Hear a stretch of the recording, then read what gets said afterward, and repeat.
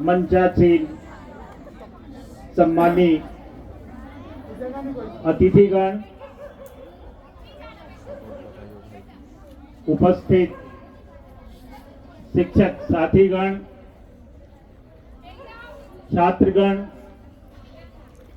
विशेषकर हमारे बीच में उपस्थित हुए आदरणीय नरेंद्र जी चौधरी जी, आदरणीय शंकर ठाकुर साहब, भाई राजेश चौधरी जी और हमारे शिक्षक, भूतपूर्व रिटायर्ड शिक्षक साथीगण, आप सभी को गणतंत्र दिवस की ढेर सारी शुभकामना।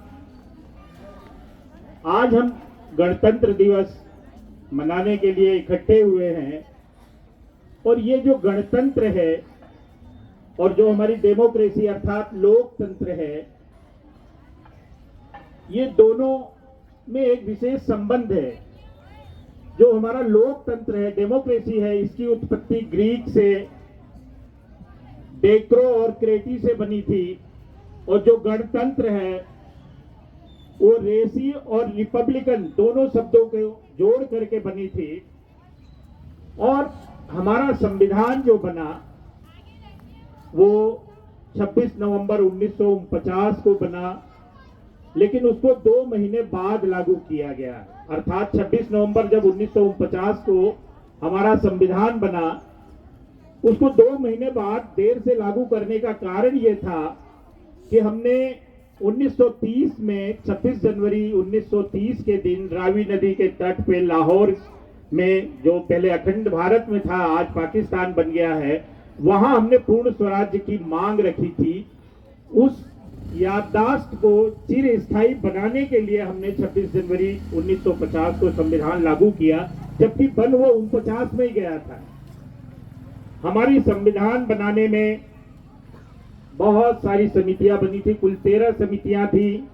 उसमें से मुख्य रूप से 3 समिति थी जिनका योगदान बहुत रहा।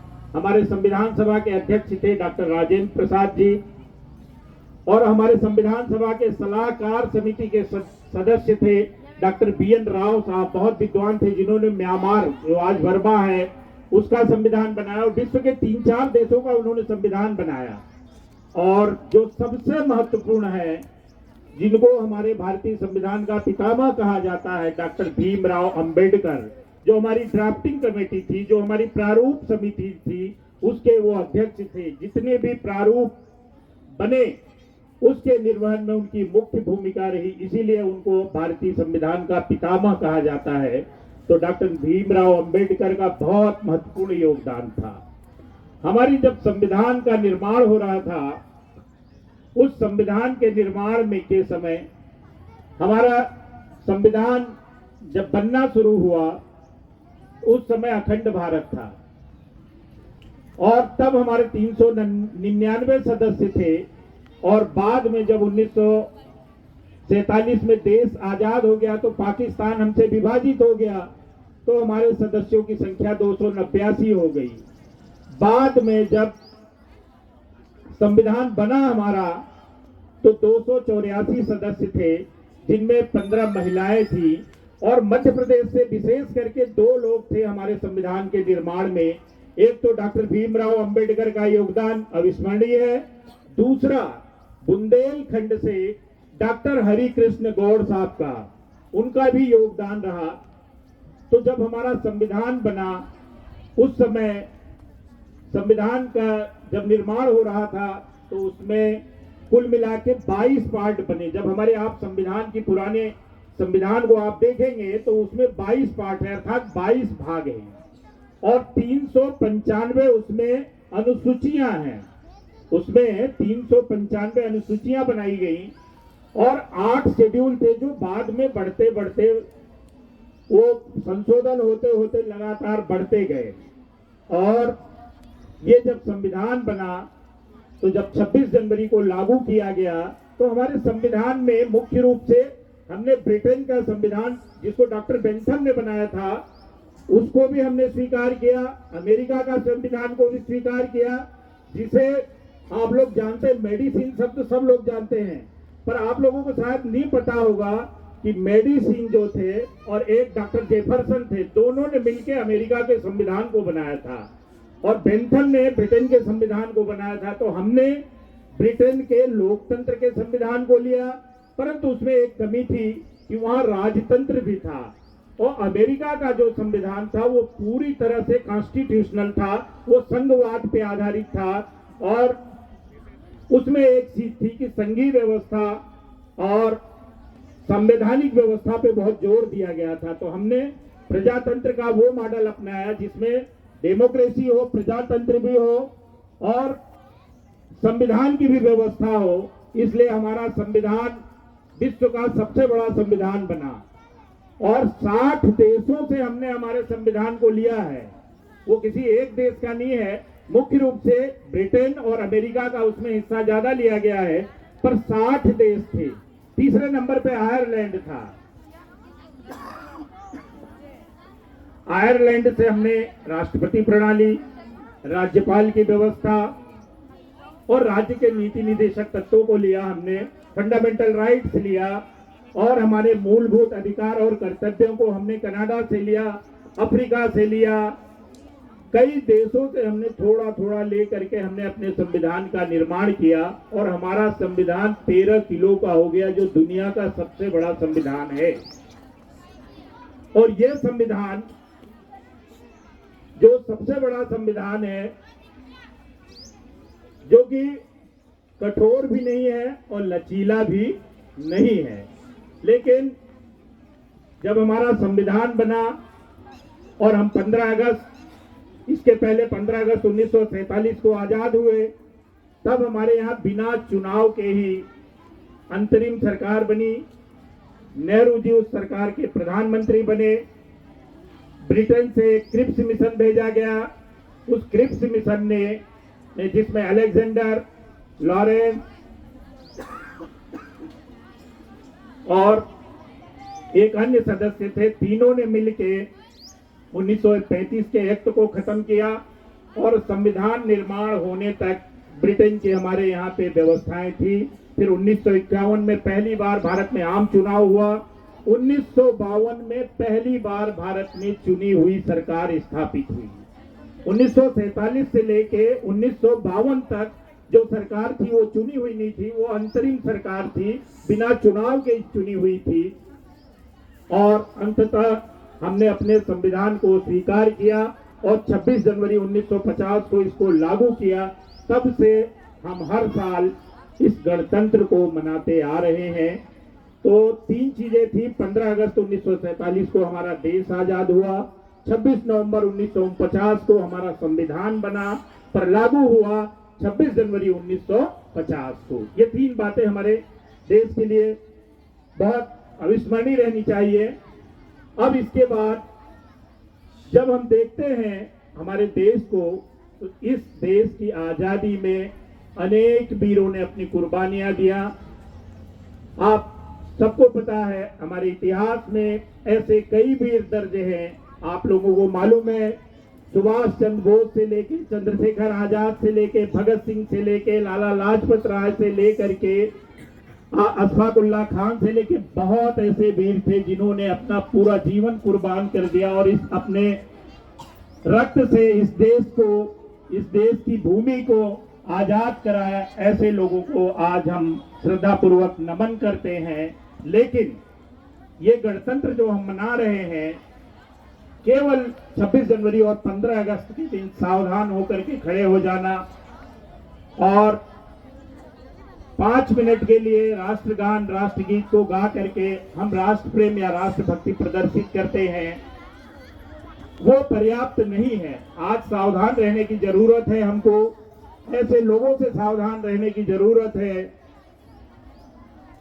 जो इस देश को खोखला कर रहे हैं। हमें उन लोगों की तरफ भी ध्यान देने की जरूरत है, उन किसानों की तरफ भी ध्यान देने की जरूरत है जिनकी छत टपकती है फिर भी वो बारिश की दुआ करते हैं। उनके विकास के लिए सोचना होगा। हमें उनकी तरफ भी देखना होगा। जो युवा आज रोजगार से दूर हैं, उनकी तरफ भी सोचना होगा। और हमारे युवाओं में संस्कार और आचरण की अभी भी बहुत सख्त आवश्यकता है। हम केवल 15 अगस्त और 26 जनवरी के दिन राष्ट्रभक्ति के लिए एकत्रित हो जाते हैं, फिर सब भूल जाते हैं। हमें देखा है हमने कि आज हमारे युवाओं में बहुत सारे संस्कार विहीनता के आचरण बनते जा रहे हैं। मदर इंडिया फिल्म देखेंगे और घर पे जाके शादी के बाद माता पिता के साथ कैसा व्यवहार करते हैं, कैसा आचरण करते हैं, मारपीट करते हैं। और कई शहरों में तो एक और भी देखिए विकार आ गया है कि माता पिता को वो ले जाके वृद्धाश्रम के चौखट पे छोड़ आते हैं। अभी कम से कम गांव में ये नहीं आया है, इसकी तरफ हमको सोचने की जरूरत है। महिलाओं के साथ उत्पीड़न होता है, महिलाओं को मारते हैं, पीटते हैं। जो महिलाएं आज बेलन चलाती हैं वो कलम भी चला सकती हैं, वो सरकार भी चला सकती है। सरकार को और अधिक ध्यान देने की जरूरत है इस ओर। साथ ही साथ हमारे यहाँ पे शिक्षा के क्षेत्र में अनेक काम हुए। हमारे देश में IIT बनी, जिससे बढ़िया अनुसंधान करता अच्छे इंजीनियर बने, IIM बने, जिससे हमारे यहाँ अच्छे प्रबंधक आए। हमारे यहाँ पे नीट बने, एम्स बने, जिससे अच्छे डॉक्टर आए। पर आज भी एक चीज जो मेरे मन में आता है वो विचारणी है, पॉलिटिकल क्लास के लिए भी कोई एक क्लास बनना चाहिए। IAS के लिए परीक्षा होती है, UPSC बनी, PSC बनी। आप जो राजतंत्र चलाने के लिए प्रशासनिक अधिकारी बने, BEd BTI के बाद अच्छे टीचर मिले, हमारे निजाम में सुधार आया। पर पॉलिटिकल निजाम में अभी तक सुधार नहीं आया है। पॉलिटिकल निजाम के लिए भी कोई आयोग जरूर बनना चाहिए, उसमें भी कोई क्राइटेरिया जरूर होना चाहिए, तभी हमारे देश में विकास होगा। आज हम देखते हैं कि मंदिरों में 56 भोग चढ़ाते हैं, हजारों लोग, आज भी हमारे देश में लाखों लोग भूखे सोते हैं। आपको दान करना है, आप दान कीजिए, भूखे को भोजन कराइए, लेकिन ऐसी व्यवस्था बनाएं जिससे सबको काम मिले। दान कीजिए तो रक्त का दान कीजिए, मरने के बाद दान कीजिए, अपने अंगों का दान कीजिए, जिससे दुर्घटना में घायल लोगों का जीवन बच सके। हमें बहुत सुधार की आवश्यकता है। आज भी हमारे अनेक क्षेत्रों में हमको काम करने की जरूरत है। अभी भी आप देखते होंगे, जाते हैं कब्रों पे चादर चढ़ाते हैं, बड़ी सुंदर सुंदर चादर चढ़ाते हैं लोग। अभी भी हम देखते हैं कि ठंड से हर साल भारत में हजारों लोग मर जाते हैं। अरे चढ़ाना है तो उन खुले बदन वाले लोगों को आप चढ़ाइए। जो ठंड से लाखों लोग मर जाते हैं उनकी तरफ ध्यान दें। अभी आप देखें, गंगा के किनारे सलिल पावनी गंगा के निर्मल तट पे महाकुंभ चल रहा है, लाखों लोगों की भीड़ आई हुई है। मैं आज बहुत श्रद्धा पूर्वक जमशेदजी टाटा को याद करना चाहूंगा। उन्होंने अपने जीवन की संपूर्ण कमाई रोजगार के लिए समर्पित किया। आज भी हमारे देश में जो धनाढ्य वर्ग है उनको इस क्षेत्र में काम करने की जरूरत है। जमशेदजी टाटा ने अपनी संपूर्ण कमाई, न वो हिंदू थे, न मुसलमान थे, न सिख थे, वो न ईसाई थे, वो एक पारसी थे। उनका परिवार ईरान से माइग्रेट होकर भारत में आया था। जितना धन था उन्होंने इस देश के औद्योगिक विकास में खर्च करके लाखों बेरोजगारों को रोजगार दिया। आज भी वो नहीं है, रतन जी टाटा भी नहीं है, लेकिन उनकी संस्था की तरफ से इलाहाबाद में उस महाकुंभ में, प्रयागराज में लाखों लोगों को निःशुल्क भोजन कराया जा रहा है। तो हमारे यहाँ ऐसे बहुत सारे धनाढ्य उद्योगपति हैं, औद्योगिक घराने हैं, जिनको रोजगार के लिए काम करने की आवश्यकता है। जिनको जो हमारी कमियां हैं उनको दुरुस्त करने के लिए वो अपने धन को समर्पित करें, इस राष्ट्र को समर्पित करें।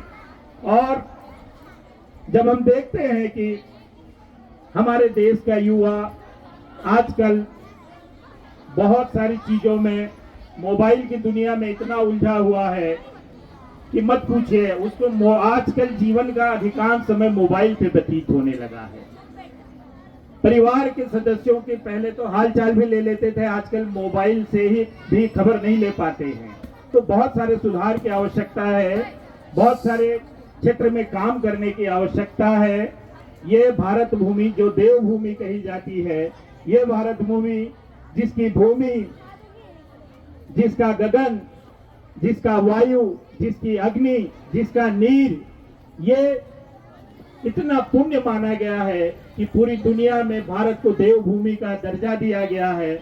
हम लोग भारत को महान इसलिए कहते हैं क्योंकि भारत ने दुनिया को हितोपदेश दिया, कर्म योग दिया, और भारत ने कर्म योग के साथ साथ लोगों को अच्छे आचरण से जीना सिखाया। परंतु आज भी हमें अपने इतिहास से शिक्षा लेने की जरूरत है।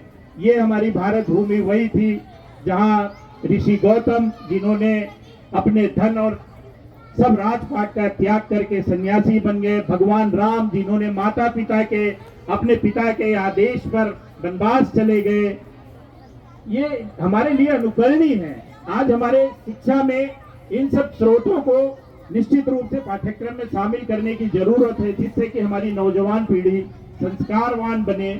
और ये वही भारत भूमि है जिसने रावण का वध किया, क्योंकि माता सीता का अपहरण किया था तो उसके पूरे खानदान, राक्षस खानदान का नरसंहार कर दिया था। ये वही भूमि है जिस कौरव ने चीरहरण किया था, उसके 100 भाइयों का संहार कर दिया था। तो कुछ चीजें आज नैतिकता की जो कमी आ रही है उसको हमारे पाठ्यक्रम में शामिल करने की आवश्यकता है, कुछ नए सुधार करने की आवश्यकता है। ये भारत हम सबका है, इसको हम सबको संभाल के रखने की आवश्यकता है, और इस भारत पर हमको गर्व करने की आवश्यकता है। हम सबको इस देश को जोड़ के रखने की आवश्यकता है, दिलों से नफरत मिटाने की आवश्यकता है, और हम सब मिल करके आगे बढ़े और हमारे देश के निर्माण में संगठित होकर के आगे बढ़े। धन्यवाद। जय हिंद।